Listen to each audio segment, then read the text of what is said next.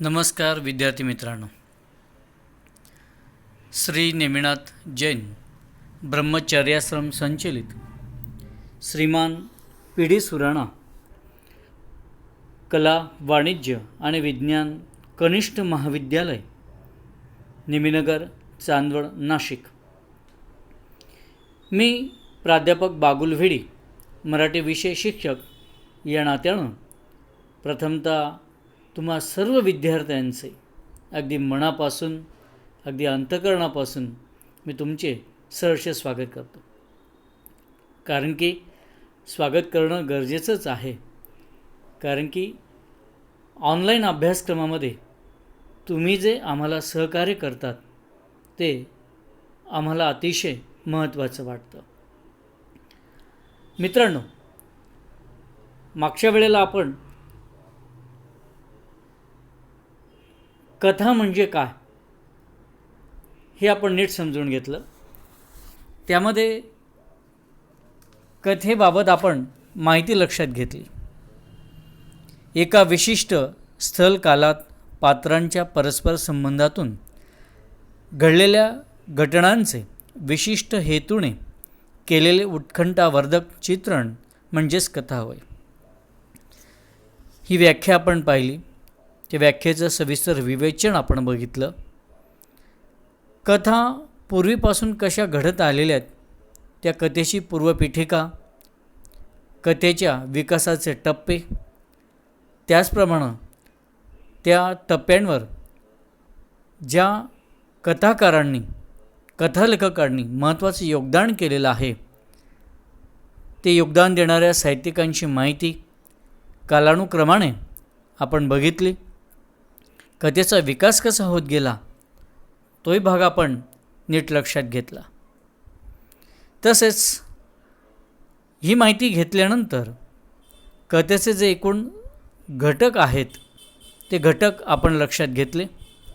त्यामध्ये कथाबीज म्हणजे ज्याला आपण घटना म्हणतो, मूळ घटना, त्या संदर्भात माहिती घेतली. कथानक त्याची माहिती आपण घेतली. पात्रचित्रण, जे विविध पात्र असतात ते किती महत्त्वाचे असतात कथेसाठी ते लक्षात घेतलं. वातावरण निर्मिती म्हणजे सामाजिक, सांस्कृतिक, राजकीय, भौगोलिक कोणत्याही प्रकारचं वर्णन हे कथेला कसं पुढे नेत असतं या संदर्भातली माहिती आपण लक्षात घेतली. नाट्यमयता, कारण की कथेमध्ये प्रसंग असतात, घटना असतात, मग त्याचं सुखदुःखाचं वर्णन आलेलं असतं. एक संघर्ष त्याच्यामध्ये असतो. त्या संघर्षामुळे कथेची उत्कंठा कशी वाढत असते हे आपण लक्षात घेतलं. संवाद, मग कथेमध्ये येणारे संवाद, पात्रांमधील संवाद हे किती महत्त्वाचे असतात. लेखकाचं कसब कसं असतं. भाषाशैली हा शेवटचा घटक आपण बघितला. मग त्याच्यामध्ये पात्रांच्या तोंडी असणारी जी भाषा आणि एकंदरीत कथेची भाषा असे दोन भाग आपण यामध्ये बघितलेले आहेत. मित्रांनो, आज आपण कथेची वैशिष्ट्ये आपण जाणून घेणार आहोत. कथेची एकूण 7 वैशिष्ट्ये आपल्याला सांगता येतात. ही 7ही वैशिष्ट्ये आपण लक्षात घ्यायची. कारण की कथेबद्दल माहिती मिळवत असताना कथेचे घटक आणि कथेची वैशिष्ट्ये हे 2 महत्त्वाचे भाग आपल्याला कथेच्या संदर्भात अभ्यासावे लागत असतात. कदाचित या भागांवर परीक्षेला प्रश्न देखील येऊ शकतो. तर मित्रांनो, आज आपल्याला सविस्तर या घटकांची, वैशिष्ट्यांची आपल्याला माहिती घ्यायची आहे. मित्रांनो, आता कथेची जी वैशिष्ट्ये जी आहेत ती एकूण 7 वैशिष्ट्ये आहेत. या 7 वैशिष्ट्यांमध्ये कथा मनोरंजन करत असते, कथा वाचकाची उत्कंठा वाढवत असते, सुसंस्कार करत असते, कथेतून जीवनाचा वेध घेतला जातो, कथेचे सादरीकरण करता येते, कथा एककेंद्री असते आणि कथा भूतकाळात लिहिली जात असते. मित्रांनो, अशी 7 वैशिष्ट्ये आपल्याला कथेच्या संदर्भात आपल्याला बघायला मिळतात. म्हणजे नाविन्य काय आहे कथेचं हे आपल्याला या वैशिष्ट्यांमधून कळत असतं. कथा ज्यावेळेस आपण ऐकत असतो, वाचत असतो, त्यावेळेस कथा आपल्यावर काय परिणाम करत असते हे कथेचं वैशिष्ट्य असतं. आणि म्हणून आपल्यावर परिणाम करणारे जे घटक असतात, जे वैशिष्ट्याने आपल्याला जाणवतात, जाणीवपूर्वक आपल्याला जाणवत असतात, ती घटक आपण ही वैशिष्ट्ये जी आहेत ती आपण नीट समजून घेऊया. की कथेची जी वैशिष्ट्ये जी आहेत मग ती कशी आहेत ती आपण नीट समजून घ्यायची आहेत. आणि म्हणून एक एक घटकाचा आपण सविस्तर आपण या ठिकाणी माहिती किंवा वर्णन आपण बघणार आहोत. ठीक आहे मित्रांनो, तर चलूया आपण पहिल्या घटकाकडे.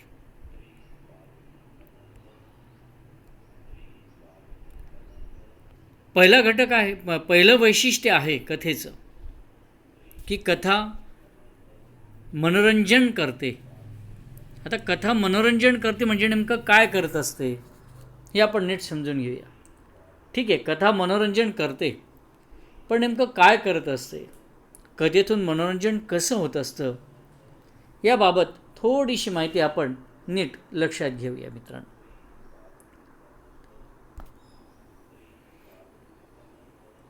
कथा वाचताना आपण कथेतील पात्रांच्या जगात प्रवेश करतो.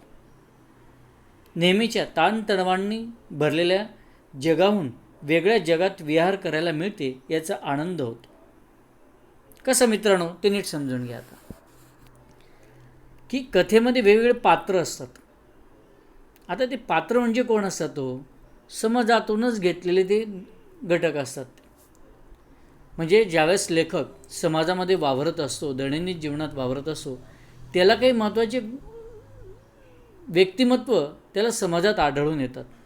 आणि मग तो काय करत असतो, ही व्यक्तिमत्व जी असतात ना, ही व्यक्तिमत्व तो आपल्यासमोर पात्रांच्या साहाय्याने उभा करत असतो.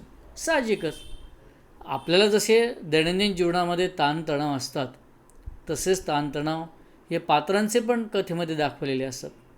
आणि ज्यावेळेला आपण ती कथा वाचत असतो, त्या कथेचा आस्वाद घेत असतो, त्यावेळेला होतं काय की साहजिकच त्या पात्रांशी आपण इतकं एकरूप होऊन जातो की त्या पात्रांचे ताणतणाव हे आपल्याला आपले ताणतणाव वाटायला लागतात. जसं चित्रपटामध्ये बघा, चित्रपट बघत असताना आपण इतकं तल्लीन होऊन जात असतो की ते पात्र आणि आपण एक जीव होऊन जात असतो.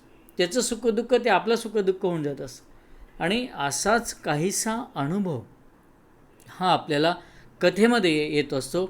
आणि म्हणूनच एक कथेमधून आपल्याला आनंद मिळत असतो.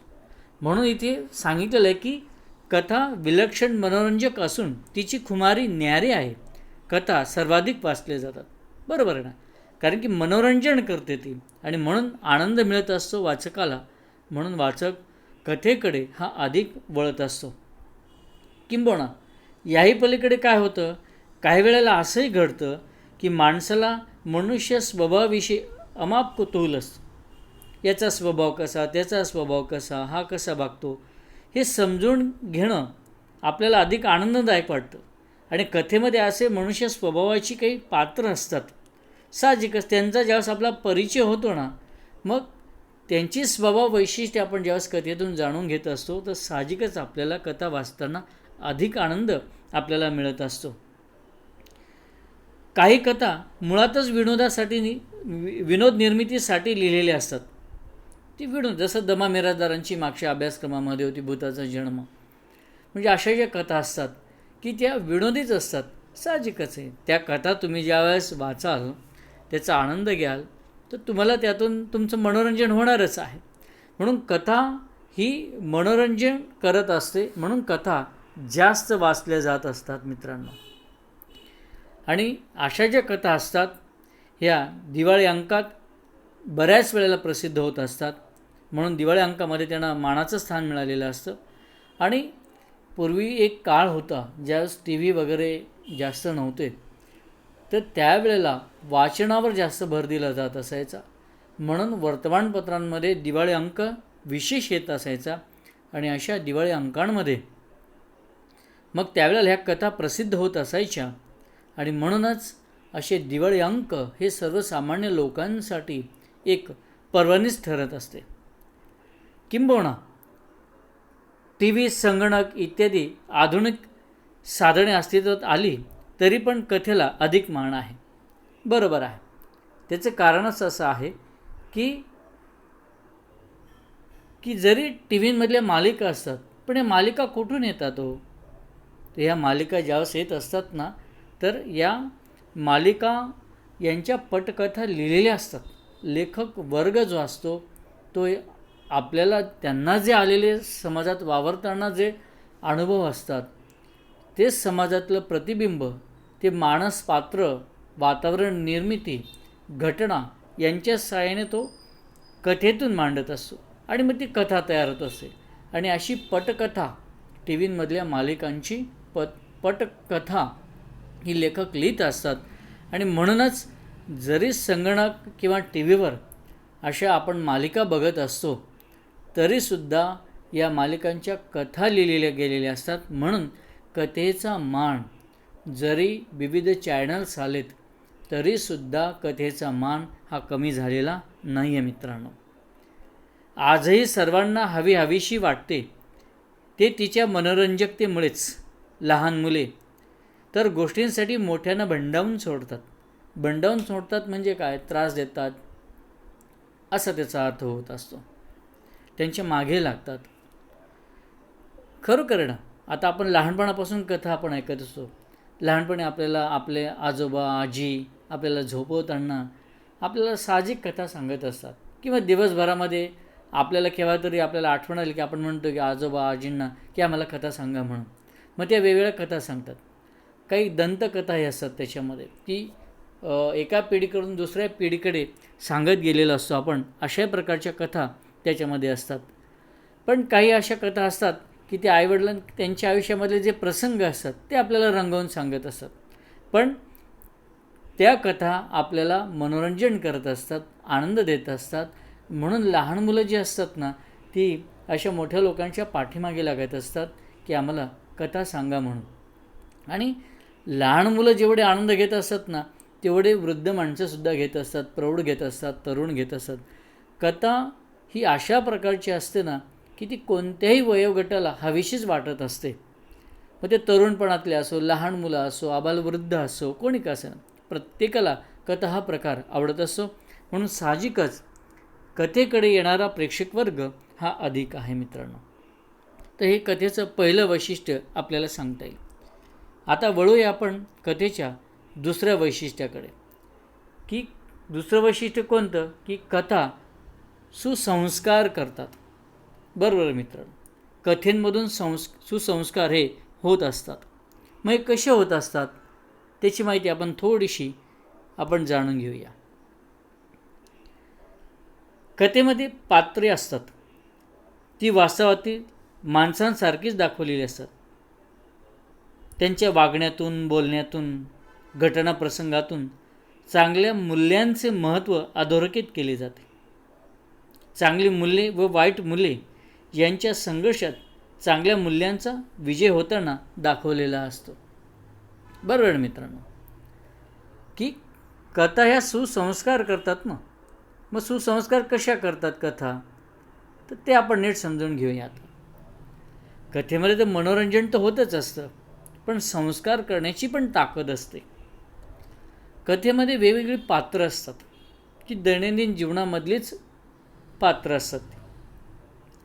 म्हणजे दैनंदिन जीवनामध्ये जसे आपल्याला काही माणसं, काही व्यक्तिमत्व भेटतात, आपण म्हणतो ना हा विशिष्ट प्रकारच्या नमुन्यासारखा माणूस आहे बरं का, तर ही पात्र ही लेखकाने हेरलेली असतात आणि तो कथेमधून ती पात्र रंगवत असतो. ते आपल्यासारखेच असतात. आणि मग अशा पात्रांच्या काही घटना असतात, प्रसंग असतात त्यांच्या आयुष्यामध्ये, वैयक्तिक त्यांच्या खाजगी आयुष्यामध्ये आलेले. आणि साहजिकच आहेत, मग जे प्रसंग आलेले असतात, तर आपल्या पण आयुष्यामधले प्रसंग घ्या, चांगले पण आहेत, वाईटही आहेत. तर कथेमधले जे पात्र असतात त्यांच्याही तोंडी अशाच प्रकारचे प्रसंग असतात, चांगले आणि वाईट असतात. आणि म्हणून कथेमध्ये केव्हाही चांगले मूल्य जास्त दाखवलेले असतात, कारण कथेतून लेखकाला काहीतरी सांगायचं असतं, वाचकांच्या पदरामध्ये काहीतरी द्यायचं असतं. मग ते काय देणार? आणि म्हणून मग वाचकांना काहीतरी देत असताना कसं देणार तुम्ही? मग या पात्रांच्या अनुरोधाने तो वाचकांपर्यंत काही संस्कार रुजवत असतो आणि म्हणूनच चांगल्या मूल्यांचा विजय होताना दिसतो. जसं एखादा गरीब घरातला मुलगा असेल, त्याचे आईवडील नसतील, शेजारपाजारचे सांभाळतात, मग ती कथा विकसित होत जाते, मग तो शिक्षण घेतो, दुसरीकडे काम करतो, काम करताना शिक्षण घेतो, तिथे तो पुढे येत असतो, जास्त मार्काने चांगल्या गुणाने तो पुढे जात असतो, नंतर त्याला नोकरी मिळत असते, तो वेगळ्या प्रकारच्या परीक्षा देतो, एखादा मोठा अधिकारी होतो आणि समाजाची सेवा करतो. साहजिकच याच्यामध्ये त्याला चांगली माणसं पण भेटतात, वाईटही माणसं भेटतात. मग वाईट लोकांच्या संपर्कात आल्यानं त्याला कसे अनुभव आले ते दाखवलेलं असतं, लोकांनी कसा त्रास दिला हे दाखवलेलं असतं, ज्या घरच्यांनी त्याला निवारा दिलेला असतो, समाज त्या घरच्यांना कसे नावं ठेवतो, हे सगळं त्याच्यामध्ये आलेलं असतं. आणि म्हणूनच त्यातूनच समाजामधले लोक जे असतात, तुमच्या माझ्यासारखे वाचक जे असतात, यातून चांगल्या गोष्टींचा बोध घेतात. म्हणून ही कथा जी असते ना, ही सुसंस्कार घडवत असते.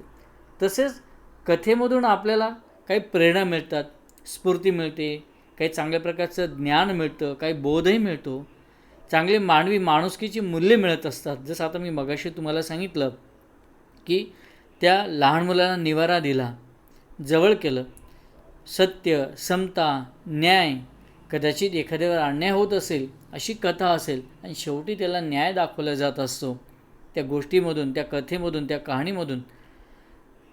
म्हणजे कथेतून न्याय, स्वातंत्र्य, बंधुभाव, दया, औदार्य, धैर्य, श्रमनिष्ठा, संवेदनशीलता, सहकार्य अशा अनेक मूल्यांचे संस्कार हे कथेच्या रूपातून आपल्यावर घडत असतात, वाचकांवर घडत असतात मित्रांनो. म्हणजे या कथेच्या माध्यमातून आपल्यावर संस्कार घडवले जात असतात. कथेतून आदर्शवत माणूस पण घडवला जात असतो. चांगली माणसं जी असतात ती त्यांचं दर्शन, प्रकर्षण कथेतून मांडलं जात असतं.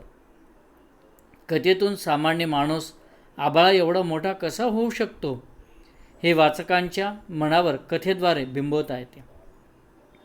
म्हणूनच कथा ही मूल्य रुजवण्याचे महत्त्वपूर्ण कार्य करत असते. कारण कथेमधून एखादं पात्र असं दाखवलेलं असतं ना की ते समाजातलंच पात्र असतं आणि माणूस कसा चांगला आहे. मोठा आभाळा एवढा मोठा होतो म्हणजे काय, तो का आभाळा एवढा काही मोठा होत नसतो. त्याच्या पाठीमागे लेखकाला हे सांगायचं असतं की माणसामध्ये चांगले गुण किती आहेत हे तो कथेच्या रूपाने आपल्यासमोर मांडत असतो. चला मित्रांनो, पुढच्या वैशिष्ट्याकडे जाऊया आपण. पुढचं वैशिष्ट्य आहे वाचकाची उत्कंठा वाढवते. आता वाचकाची उत्कंठा वाढवते ती कशी वाढवते? कथेमध्ये ना नेमकं पुढे काय होईल अशी उत्सुकता नेहमी वाचकाला वाटत असते. वाचक स्वतःचे काही अंदाज बांधत असतो, पण काय वेळेला काय होतं माहिती का, कथा जरी आपण वाचत असतो, आपण काही आराखडे किंवा काही अंदाज आपण बांधत असतो, पण काही वेळेला आपले अंदाज जे असतात ना मित्रांनो हे फोल ठरत असतात आणि म्हणून आपली उत्कंठा जी असेल ती अधिक वाढत जात असते. म्हणून कथा वाचकाच्या मनात उत्कंठा निर्माण करत असते.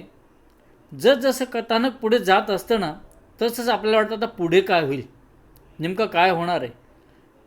जे पात्र आपल्याला जवळचं वाटत असतं त्याच्या पुढे त्याच्या आयुष्यामध्ये काय घडणार आहे आपल्याला वाटत असतं की भविष्यात त्याच्यावर काय प्रसंग येतील ते जाणून घेण्याची एक उत्कंठा आपल्या मनामध्ये निर्माण होऊन जात असते. काही मनुष्य स्वभावाचे अकल्पित नमुने वाचकांसमोर येत असतात. त्यांच्या ज्ञानामुळे वाचक अधिक प्रगल्भ होतो. प्रगल्भ होत जाण्याचा एक उदात्त आनंद वाचकाला मिळत असतो. आणि हे सगळं कशामुळे होतं? तो उत्कंठावर्धक जे वर्णन केलेलं असतं ना त्याच्यामुळे. मग साहजिकच वाचकावर याचा परिणाम होत असतो. कथेतील पात्र आणि प्रसंग यांची कौशल्यपूर्ण गुंफण केली जाते. त्यामुळे वाचक त्यात तल्लीन होऊन जातो, त्याची उत्कंठा ताणून धरली जाते. कारण की पात्र आणि प्रसंग यांची व्यवस्थित रचना केलेली असते आणि म्हणून ती कथा हळूहळू पुढे जात असते. आणि साहजिकच आहे की त्या पात्रांच्या आयुष्यामध्ये पुढे काय होणार आहे हे जाणून घेण्याची एक इच्छाशक्ती आपल्या मनामध्ये जागृत होत असते. यात कथाकार वाचकाला वर्तमानातून भूतकाळात आणि पुन्हा वर्तमान काळात फ्लॅशबॅक ज्याला म्हटलं जातं आणण्याची शैली वापरतो. आता फ्लॅशबॅक म्हणजे नेमकं काय ते समजून घ्या. तुम्ही चित्रपट बघितले असतील बघा मित्रांनो. चित्रपटात सुरुवातीलाच दाखवले असतं एक तुरुंग दाखवलेला असतो आणि त्या तुरुंगातून ते एक दरवाजा उघडतो. त्या छोट्या दरवाज्यातून तो जो नायक जो असतो तो बाहेर येताना दिसतो आणि मग तो बाहेर आला, त्याचा तुरुंगवास संपलेला असतो, त्याचा मित्र त्याला घरी घेऊन जातो आणि मग तो मित्र म्हणतो की तू एवढा चांगला असताना तू असं का केलं तू, कारण की तू असं कोणाला मारणार नाहीस, कोणाचा खून करणार नाहीस. मग तो सांगतो की माझ्या आयुष्यात काय घडलं आणि मग जे अगोदर घडून गेलेलं असेल ना मित्रांनो, तो ते सगळं सांगू लागतो. म्हणजे सुरुवातीला वर्तमान काळातून तुम्हाला भूतकाळात नेलं जात असतं. सगळी कथा संपल्यानंतर पुन्हा वर्तमान काळात आणून सोडलं जात असतं. याला फ्लॅशबॅक पद्धत म्हटली जात असते. आणि त्याच्यामुळे काय होऊन जातं, कथेमध्ये ज्यावेळेस ही अशी पद्धत येते ना, तर कथा अधिकच रंजक होऊन जात असते मित्रांनो. त्याचप्रमाणे आकर्षक वळणे, नाट्यमय प्रसंग, कथेचा अनपेक्षित शेवट अशा अनेक गोष्टी उत्कंठावर्धक शेवटपर्यंत टिकून ठेवतात. आणि मग घटना प्रसंग यामुळे अजूनच कथा रंजक होत जात असते, कथेची उत्कंठा अधिक वाढत असते. चौथा घटक जो आहे मित्रांनो, तो एककेंद्री असते कथा. आता एककेंद्री असते म्हणजे नेमकं काय असते मित्रांनो, ते आपण नीट समजून घ्या. कथेत आलेले अनुभव व रचना यांचे एककेंद्री हे कथेचे वैशिष्ट्य आहे. कारण की काय असतं, एकच कथा असते त्याच्यामध्ये. कथेमध्ये कथा वाढत जात नसते. जसं कादंबरी, नाटक यात कसं असतं की एखादं पात्र असतं, ते पात्र मग त्याचं वैयक्तिक आयुष्य, पुन्हा त्याच्या वैयक्तिक आयुष्यामध्ये अजून एखादं पात्र आलेलं असेल, पुन्हा त्याचं वैयक्तिक आयुष्य सांगितलं जात असतं. म्हणजे तो जर कॉलेजला गेला असेल तर कॉलेजला गेल्यानंतर कॉलेजचे अनुभव, त्या कॉलेजच्या अनुभवातून पुन्हा त्याला कोणतरी भेटतं, त्याचं पूर्ण आयुष्य, त्याचं पुन्हा दुःख. म्हणजे कथेमधून कथा ही पुढे निघून जात असते मित्रांनो. आणि त्यामुळे ना की कथा ही वाढत जात असते. पण कथेमध्ये नेमकं असं नसतं, तिथे छोटीशी एक कथा असते. कादंबरीमध्ये आणि नाटकामध्ये तसं नसतं. त्यामुळे ही कादंबरी, नाटक अशा बहुकेंद्र साहित्य प्रकारांपेक्षा वेगळी ठरते. त्याला कारण असते ना, कारण की कथा छोटी असते, त्यामुळे वाचकाला वाचायलाही बरं होतं. कमी वेळ असतो, कमी वेळात तो वाचनही करतो. म्हणून कादंबरी आणि नाटकापेक्षा कथेकडे वाचक लवकर वळत असतो. कारण की कथेतील पात्र, प्रसंग, वातावरण मर्यादित असल्याने कथा लहान असते. मी अगोदरच तुम्हाला सांगितलं की एकच कथा असते, कमी पात्र असतात, म्हणून वर्णन पण कमी येत असतं. कथेत कमी पात्र आणि घटना असल्यामुळे काय होतं की वाचकालाही ते समजून घ्यायला पटकन समजून जातं आणि परिणामापर्यंत तो शेवटापर्यंत तो जात असतो. एका घटनेतून दुसरी घटना त्यात येत नसते आणि म्हणूनच ही कथा जी असते ना मित्रांनो, ती अधिक आपल्याला चांगली होऊन जात असते. पुढचं जे वैशिष्ट्य आहे तर ते वैशिष्ट्य म्हणजे कथा ही भूतकाळात लिहिली जाते. बरोबर मित्रांनो, कथा ही भूतकाळातच लिहिली जात असते. आता का लिहिली जाते ते थोडं नीट समजून घ्या मित्रांनो. हे थोडंसं महत्त्वाचा भाग आहे हा सगळा, की कथा भूतकाळातच का लिहिली जात असते. हे बघा मित्रांनो, आपण वर्तमान काळात जगत असतो. सगळं वर्तमान काळातच सगळ्या गोष्टी घडत जात असतात. पण जे वर्तमान काळात आपण जगत असतो, आपल्याला भविष्य माहीत नसतं की भविष्यात काय होणार आहे. सगळं अंधकार असतो आपल्यासमोर. नेमकं कोणत्या गोष्टी भविष्यात घडणार आहे आपल्या आयुष्यामध्ये आपल्याला कधीच सांगता येत नाही. आणि म्हणूनच कथेचा जन्म हा भूतकाळातच होत असतो. म्हणून ज्यावेळेस एखादी घटना घडून गेलेली असते, ती घडल्यानंतर तिचे बरे वाईट काही परिणाम काय असतात हे आपल्याला माहीत असतात. आणि मग कथेमधून आपण ते लेखक मांडत असतो. म्हणून कथेचा गाभा जो आहे ना हा भूतकाळात असतो. वर्तमान काळ किंवा भविष्य काळामध्ये कथा लिहिली जात नसते. म्हणूनच सर्वसाधारणपणे कथा ही भूतकाळात लिहिली जात असते मित्रांनो. कारण की ती घटना घडून गेलेली असते आणि घडून गेलेल्या घटनेमध्ये मग चांगलं वाईट काय हे आपल्याला वर्तमान काळात कळत असतं. म्हणजे ते आपण वाचतो. म्हणून कथा जी असते ना मित्रांनो ही भूतकाळातच लिहिली जात असते. कथेमध्ये होऊन गेलेल्या घटनांचंच निवेदन असतं. कथेतून घडून गेलेली एखादी हकीकत, एखादा प्रसंग यांचे वर्णन येत असते. जे घडलेलं आहे ते कोणाला तरी माहीत असतं आणि कोणाला दुसऱ्याला सांगण्याचा कोणीतरी प्रयत्न करत असतो. म्हणून कथेचा जन्म जो आहे तो याच पद्धतीनं होत असतो, याच पिंडातून होत असतो. भूतकाळात घडलेल्या घटना, प्रसंग, हकीकतीचे वर्णन म्हणजेच कथा असते. त्यामुळे आपोआपच कथा लेखनासाठी भूतकालीन निवेदनशैली वापरात आणली जात असते. जसं बघा, पुढे आपण म्हणतो कोणीतरी आपल्याला आजोबा आजी कथा सांगते. एक राजा होता, तो दानशूर होता, त्याचं राज्य चांगलं होतं, की त्याची राज्यामधली प्रजा जी होती ती सुखी होती, पण एकदा असं घडलं. म्हणजे ती कथा पुढे जात असते. म्हणून जी भाषाशैली असते ना कथेची, तर ती कथेची भाषाशैली ही भूतकालीन असते. म्हणून भूतकाळातच कथा लिहिली जात असते. हे कथेचं आपल्याला वैशिष्ट्य सांगता येतं. मित्रांनो, कथेचं 6वं वैशिष्ट्य आहे ती कथा जीवनाचा वेध घेत असते. बरोबर मित्रांनो, कथा जीवनाचा वेधच घेत असते. मग कथा जीवनाचा वेध कसा घेते, चला तर मित्रांनो आपण ते समजून घेऊया आता. तर जीवनाचा वेध घेणं म्हणजे नेमकं काय असतं? जीवनातील घटना, भावना, वैचारिक उलथापालथी यांचे दर्शन कथांमधून घडत असते. मानवी जीवनाची अगणित रूपे कथातून दिसतात. आपण स्वतःच्या जीवनात अनुभवतो त्याहीपेक्षा कितीतरी व्यापक विराट जीवन दर्शन कथांमधून घडत असते. कथेमधून काय असतं? लेखकानं ती कथा म्हणजे काय असतं? लेखकाने कोणाचं तरी आयुष्य बघितलेलं असतं आणि त्याला ज्यावेळेस वाटतं ना हे आपण जर मांडलं व्यवस्थित, आणि तो त्याला स्वतःच्या कल्पनेने अजून रंग देतो, साकारतो. लेखकाचा उद्देश हा असं की हे वाचकांपर्यंत गेल्यानंतर वाचक याच्यातून काहीतरी घेईल. म्हणजेच याचा अर्थ काय? कथा मानवी जीवनाचा थेट वेध घेत असते. राजा राणी असो वा एखादा टॅक्सी ड्रायव्हर, नर्स असो वा गावातला लोकसेवक, त्या प्रत्येकांच्या जीवनातील घटनांचा, भावनांचा, वैचारिक उलथापालथींचा धांडोळा घेण्याची ताकद असते.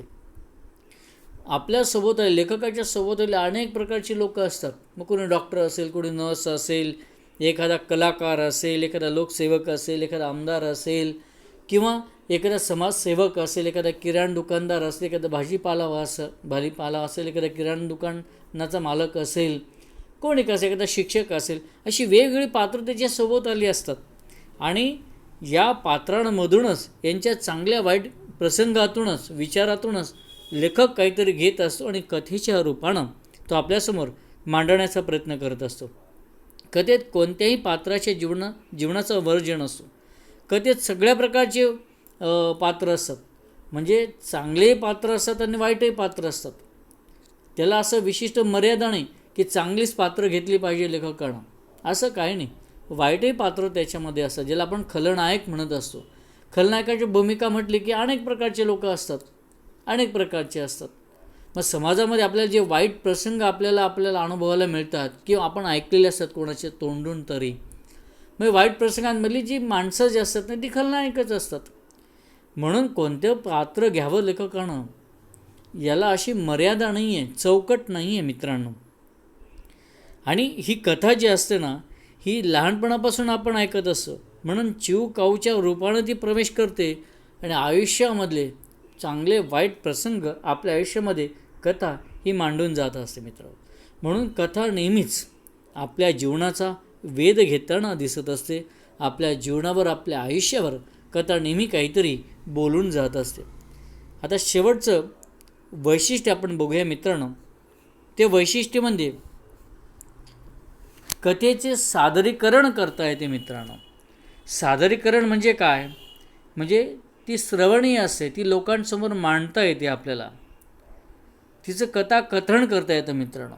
आता नेमकं हे कथाकथन कसं केलं जातं ते आपण नीट समजून घ्या. कथेचे सादरीकरण म्हणजे सादर करणे, कथा कोणाला तरी सांगणे, कथन करणे. जसं आपल्याला एखादा प्रसंग, एखादी घटना मग ती चांगली कधी कधी वाटत असते, कधी कधी वाईट वाटत असते, आणि ही घटना किंवा प्रसंग आपण सांगत असतो. ते सांगणं म्हणजे कथन करणं. समोर उपस्थित असलेल्या श्रोत्यांसमोर कथा कथन करता येते, म्हणजे सांगता येते. ती श्रवणीय असल्यामुळे हे सगळं शक्य होतं, ती ऐकता येते. म्हणून हे कथेचं आपल्याला वैशिष्ट्य सांगता येत असतं. वाचकाच्या मनाला ती गुंतवून ठेवते. तसेच कमी पात्रे, प्रसंग, कमी संघर्ष, कथेतील जीवनाचा मर्यादित परीघ, यामुळे कथा एककेंद्रीय होते. साहजिकच ऐकता ऐकता कथा समजून घेणे सहज शक्य होते. कधीकधी कथेतील विनोदामुळे आकर्षकता अजूनच वाढून जात असते मित्रांनो यामध्ये, आणि म्हणून कथेची श्रवणीयता ही वाढून जात असते. नाटक, कादंबऱ्या यामधून कथन किंवा सादरीकरण फारसे होत नाही. खरंच आहे मित्रांनो, नाटकाचं सादरीकरण होतं, पण ते अधिक करता येऊ शकत नाही जेवढं कथेचं करता येऊ शकतं. कादंबऱ्यांचं पण करता येऊ शकत नाही, त्याच्यात मोठा एक पट असतो त्यामध्ये. कथा मात्र घरोघरी, शाळांमध्ये, साहित्यविषयक कार्यक्रमांमध्ये, कथामालेत, बालक मेळाव्यात, बाल साहित्य संमेलनात आवर्जून समाविष्ट होते. बरोबर आहे. घराघरातून आपल्याला आजोबा, आजी किंवा कोणी शेजारचे असो ते आपल्याला सांगत असतात कथा, छोट्या मोठ्या कथा. शाळेमध्ये शिक्षकसुद्धा शिकवताना त्यांना एखादा विषय सांगायचा असेल, पटवून द्यायचा असेल, तर एखादा प्रसंग ते सांगतात. त्या घटनेच्या साहाय्यानं ते आपल्याला सांगत असतात. त्याच्यामुळे साहित्यविषयक कार्यक्रमांमध्ये कथा सांगितल्या जातात. लहान मुलांचे मेळावे असतील, लहान मुलांचे साहित्य संमेलनं असतील, अशा ठिकाणीसुद्धा घटना किंवा प्रसंग सांगूनच संस्कार केले जात असतात. का? तर कथा ही श्रवणीय असते. कथेच्या ऐकण्यातून आबालवृद्ध श्रवण करून आनंद मिळवतात. कथा तर लहान मुलांना आवडतेच, पण सगळ्या वयोगटातील लोकांना कथा ही नेहमीच आवडत असते. आणि म्हणून कथेचं सादरीकरण करता येतं, हे कथेचं आपल्याला वैशिष्ट्य सांगता येतं मित्रांनो. तर अशी एकूण आपल्याला मित्रांनो आपल्याला 7 वैशिष्ट्य आपल्याला कथेचे सांगता येतात. आणि म्हणून मित्रांनो आजच्या या भागामध्ये आपण कथेची घटक आपण पाहिली होती. आज आपण कथेची वैशिष्ट्ये बघितलीत आपण, आणि ते वैशिष्ट्ये नीट उदाहरणं दाखल आपण समजून पण घेतलेली आहेत. मित्रांनो, कथा घटक आणि कथा वैशिष्ट्ये आपण नीट समजून घेतलेलं आहे. यावर तुम्हाला कृतीपत्रिका पण दिली जाईल, ती सोडवा. जो शिकवलेला भाग आहे तो एकदा पुन्हा वाचा, नीट समजून घ्या. कृतीपत्रिका पण तुम्हाला सोडवता येईल. मागील कृतीपत्रिकेची उत्तरपत्रिकासुद्धा तुम्हाला देण्यात आलेली आहे मित्रांनो.